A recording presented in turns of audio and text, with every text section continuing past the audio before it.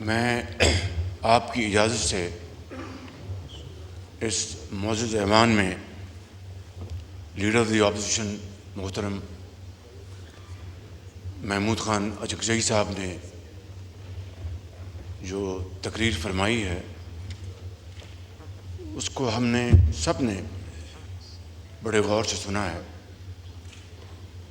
میں اس وقت اس کا تفصیلی جواب نہیں دوں گا، جو بھی انہوں نے فرمایا انشاءاللہ اس کا میں مناسب موقع کے اوپر آپ کی اجازت سے اس کے بارے میں کچھ معروضات پیش کروں گا، لیکن چند باتیں یہاں پر عرض کرنا چاہوں گا۔ سب سے پہلی بات جناب اسپیکر، اس معزز ایوان میں معزز ممبران جو کہ ان کا تعلق پورے پاکستان سے ہے، یہ سب انتہائی لائق احترام ہے، اور یہ معزز ایوان ایک گھر کی طرح ہے جس میں چاروں صوبوں کے افراد یہاں پر منتخب ہو کر آئے، اور یہاں پر ہمیں پاکستان کو مضبوط بنانا، پاکستان کی عزت اور احترام کو فروغ دینا، اور باہمی تعلقات کو اگر کہیں دراڑ ہے، اگر کہیں دیکھیے سیاست اپنی اپنی، ویژن اپنا اپنا، خیالات اپنے اپنے، لیکن ایک بات کے اوپر یہ معزز ایوان جناب اسپیکر آپ کی لیڈرشپ میں اس بات کی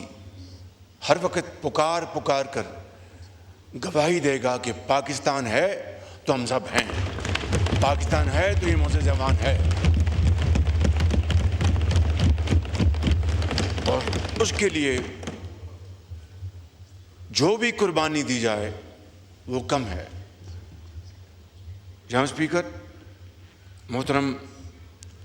لیڈر آف دی اپوزیشن نے فرمایا کہ صوبوں کے جو معاشی جو وسائل ہیں یہ ان کا حق ہے، اس میں کوئی دو رائے نہیں ہے، بالکل اس میں کوئی اختلاف نہیں۔ آپ ریکوڈک کی مثال لے لیں، اس کا معاہدہ پڑھ لیں جناب اسپیکر، بلوچستان کے زعماء کی بھرپور مشاورت کے ساتھ وہ معاہدہ معرض وجود میں آیا، اور جو بلوچستان کے عوام کی اس میں جو شیئرز ہیں وہ کوئی چھپا ہوا راز نہیں ہے، وہ سب کے سامنے ہے۔ ریکوڈک کے جو اپنے شیئرز ہیں اور اس کے اوپر بلوچستان کے جو عوام کے شیئرز ہیں، میں سمجھتا ہوں کہ ایک روشن مثال ہے۔ صرف یہی نہیں، 2010 کا NFC ایوارڈ جناب اسپیکر پاکستان کی تاریخ کا ایک ایسا ایوارڈ ہے جس میں بلوچستان، جو کہ پاکستان کا ایک بہت خوبصورت صوبہ ہے، بڑے غیور عوام ہیں، چاہے وہ بلوچ ہیں، پشتون ہیں، یا دوسرے وہاں پر جو لوگ عوام آباد ہیں، وہ بڑے غیور، بڑے دلیر عوام ہیں۔ 2010 کے NFC ایوارڈ میں جناب اسپیکر بلوچستان کی مطالبے کے اوپر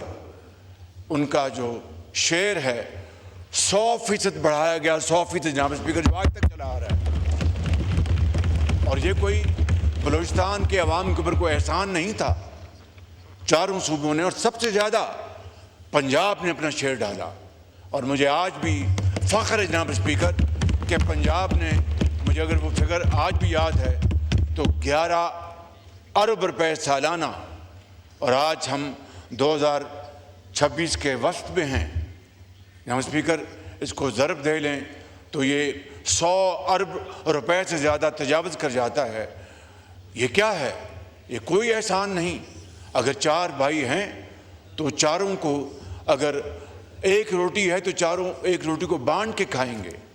اگر جب اللہ تعالیٰ سب کو ایک ایک 2 روٹیاں دیں گے، وہ سب اس کو مل کر کھائیں گے اور خوشی سے وہ دعا کریں گے اور اس کنبے کو اور آگے بڑھائیں گے۔ جناب اسپیکر، اس میں سندھ نے بھی کنٹریبیوٹ کیا اور سب سے زیادہ اس میں کنٹریبیوشن پنجاب کی ہے۔ بات یہیں پر نہیں، میں صرف یہ کوئی احسان جتانے کے لیے نہیں، صرف یاد دہانی کے لیے کہ جب ایک گھر بھی جب چلتا ہے تو جب تک کہ وہاں پر معاشی اور معاشرتی انصاف نہ کرے تو گھر بھی نہیں چلتا ہے جناب اسپیکر، چاہے جائے کوئی ایک ملک کو چلایا جائے۔ تو میں سمجھتا ہوں کہ اسی طریقے سے ابھی حالیہ 2 سال پرانی بات ہے، اور جناب ہمارے جو لیڈر اپوزیشن کو اچھی طرح علم ہے کہ وہاں پر جو زرعی ہمارے بلوچستان میں ہمارے زرعی بھائی کسان ہیں، ان کو سولر پینل دیے گئے، 75 ارب روپے اس کے اوپر لگے اور 50 وفاق نے خرچے۔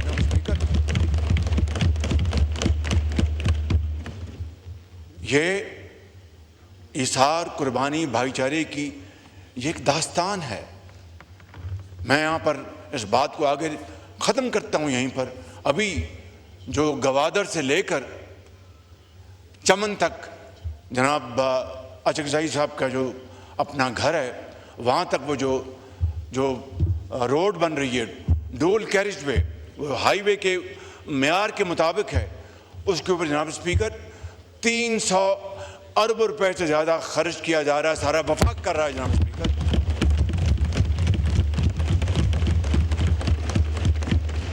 محمود خان صاحب نے تو یہاں پر مطالبہ نہیں کیا تھا، ان کی خواہش ضرور ہوگی، لیکن آپ نے تو مطالبہ نہیں کیا تھا، کسی اور نے مطالبہ نہیں کیا تھا، لیکن بطور وزیر اعظم پاکستان یہ میری ذمہ داری ہے کہ میں اپنے حد المقدور انسانی حد تک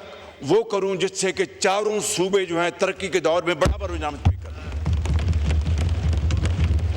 یہ راتوں رات تو ممکن نہیں ہے، لیکن ہم سب کی اگر یہ مشترکہ خواہش اور عملی کوشش ہوگی تو جناب اسپیکر یہ بالکل یہ ممکنات میں سے ہے۔ آپ نے ایک نہیں، دنیا میں کئی اس کی مثالیں ہیں۔ جناب اسپیکر، میں یہاں پر یہ عرض کروں گا کہ آپ نے اپنے تقریر میں افواج پاکستان کی بھی بات کی۔ ابھی 3 دن پہلے جناب اسپیکر 22 ہمارے فوج کے افسر اور جوان ابھی شہید ہوئے۔ وہ ہیلی کاپٹر اڑا تھا اور اس کا فیلئر، وہ اللہ کے پیارے ہو گئے۔ اس میں 2 ہمارے مسیحی بھائی تھے۔ دن رات بلوچستان میں جو دہشت گردی ہو رہی ہے، اور کون نہیں جانتا کہ ان میں کن کا ہاتھ ہے؟ خارجی ہاتھ ثبوتوں کے ساتھ ثابت ہے جناب اسپیکر۔ ان کو مالی ان کو مدد دی جا رہی ہے، ان کو تکنیکی مدد دی جا رہی ہے، اور ہر روز کہیں نہ کہیں یہ دہشت گردی کے واقعات ہو رہے ہیں۔ اور جس ڈیورنڈ لائن کی آپ نے بات فرمائی، وہ آپ کا ایک اپنا خیال ہے، بالکل ہم اس کا احترام کرتے ہیں، لیکن سیکورٹی کے لیے، پاکستان کی سیکورٹی کے لیے، عوام کی حفاظت کے لیے اگر وہ لگائی گئی وہاں پر باڑ، تو میں سمجھتا ہوں میری نظر میں وہ ایک بالکل مناسب اور صحیح قدم تھا، بالکل، کہ اگر اس سے دہشت گردی کے حوالے سے ایک بچے کی بھی جان بچتی ہے تو میں سمجھتا ہوں کہ وہ پوری کی پوری رقم جو اس 2000 کلومیٹر کے اوپر جو پھیلی ہوئی ہے، وہ رقم جو ہے وہ اگر اس اربوں روپے میں ہے تو میں سمجھتا ہوں کہ ایک بچے کی جان بچی، تو میں سمجھتا ہوں کہ وہ رقم جو خرچ ہوئی بالکل جائز خرچ ہوئی ہے۔ اور کے پی میں جو دہشت گردی دن رات ہو رہی ہے، جہاں اسپیکر، جہاں پر لا انفورسنگ ایجنسیز، پولیس ہے آپ کی، آپ کے سول آرم فورسز ہے، وہاں پر افواج پاکستان دن رات ان دہشت گردوں کا مقابلہ کرتے ہوئے جوان، کڑگل جوان اور سپاہی افسر شہید ہو رہے ہیں۔ جناب اسپیکر، میں آپ کی خدمت میں عرض کروں گا کہ ان شہداء کے بچے، ان کے والد جب اپنے بچوں کو اور اپنے بیوی کو اور اپنے والد اور والدہ کو یہ کہہ کر جاتے ہیں کہ امی میں آج جا رہا ہوں، واپس نہ آئے تو ان بچوں کا خیال رکھنا۔ جناب اسپیکر، وہ افسر اور جوان جو شہید ہوتے ہیں اپنے بچوں کو یتیم کر جاتے ہیں اور قوم کے کروڑوں بچوں کو یتیم ہونے سے بچاتے ہیں۔ جناب اسپیکر،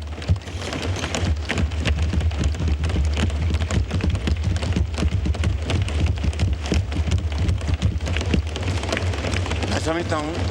کہ ہمیں مل کر ان قربانیوں کا ہمیں نہ صرف احترام کرنا چاہیے بلکہ ان کی پوری عزت و تکریم کرنی چاہیے کہ اگر آج ہم اپنے شہداء کا احترام نہیں کریں گے تو پاکستان کے بارے میں دنیا کیا کہے گی؟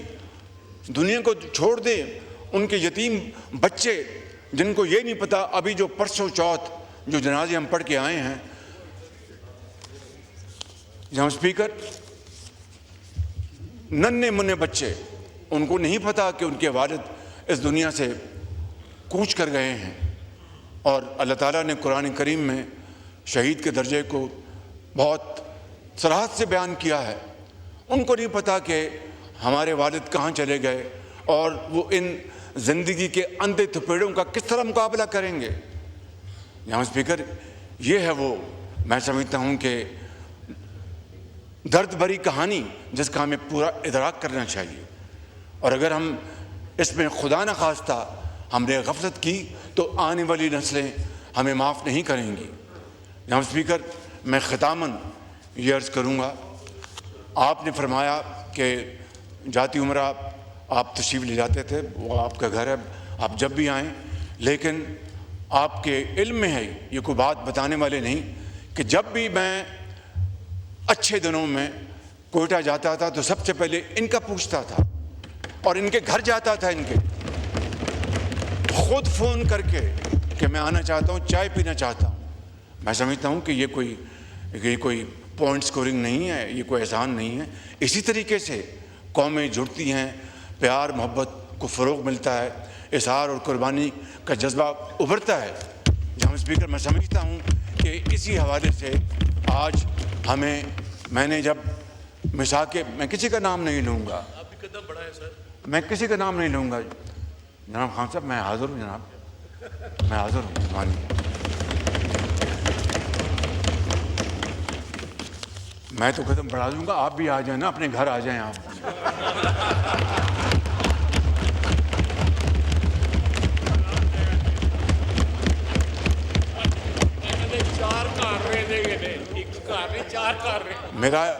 میرا ان سے بہت بھائیوں والا تعلق ہے، بہت بھائیوں والا تعلق ہے۔ اشاروں میں دیکھتا ہوں، یہ کہتے ہیں کہ میں مجبوری یہاں کھڑا ہوں یا میں یہاں آنا چاہتا ہوں۔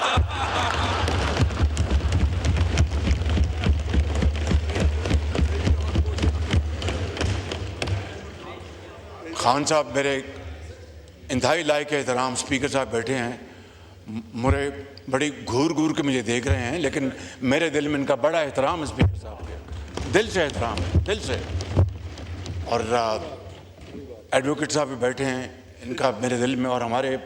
جو ملتان کے ہمارے جو ہیں بیٹھے، یہ سب ہمارے بھائی ہیں۔ جناب اسپیکر، کوئی لڑائی نہیں، صرف آئین اور قانون اور جمہوریت کو فروغ دینے کے لیے میں آج پھر، اس وقت میں نے مساک جمہوریت کی ایک مرتبہ نہیں، یہ سب گواہ ہیں، تاریخ کے اوراق گواہ ہیں، آپ کا ریکارڈ گواہ ہے کہ میں نے اس وقت بطور لیڈر دی اپوزیشن ایک مرتبہ نہیں، ایک سے زیادہ مرتبہ کہا کہ آئیے مساک جمہوریت کی طرف بڑھیں، آئیے مساک معیشت کی طرف بڑھیں۔ پایا حقارت سے میری ان انتہائی مخلصانہ آفرز کو ٹھکرا دیا گیا،